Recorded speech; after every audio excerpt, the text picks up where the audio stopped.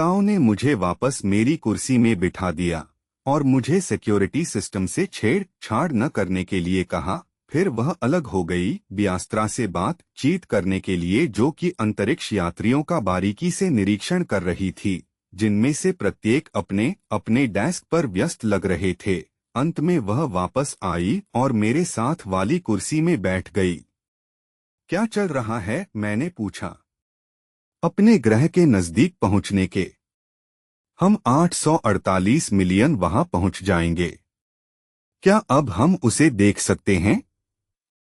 कारण हम लगातार रफ्तार कम कर रहे हैं, अभी किलोमीटर दूर हैं और करीब 25 मिनट में।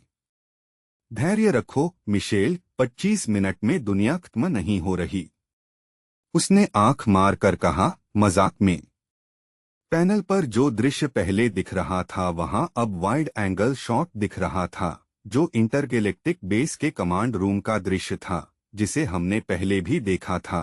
अब सभी ऑपरेटर अपनी डेस्क पर गहरे ध्यान में मग्न थे।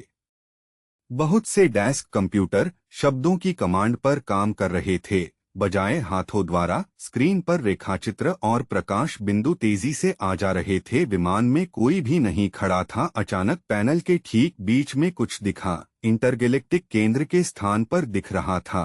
हायोभा! मेरा अनुमान सही था, मैं इसे अनुभव कर रहा था। ताओ ने इस संदेश को ग्रहण करते हुए स्वीकृति का संदेश मुझे दिया, जिससे मुझे कोई संदेह नहीं रहा। जैसे जैसे हम नजदीक जाने लगे, स्क्रीन पर हायोभा बड़ा होने लगा। मैं अपनी दृष्टि उससे हटा ही नहीं पा रहा था, क्योंकि जो कुछ मेरी आंखें देख रही थीं, वह अत्यंत और अवर्णीय सुंदर था। शुरू में जो शब्द मेरे मस्तिष्क में कौंधा, वह था ल्यूमिनस, अर्थात चमचमाता। फिर वह सुनहरे जैसा लगने लगा, लेकिन वह सब वास्तव में शब्दों के परे का सौंदर्य था। यदि मुझे किसी नए शब्द का निर्माण करना पड़े तो संभवतया वह होगा ल्यूमिनो वेपर गोल्डन।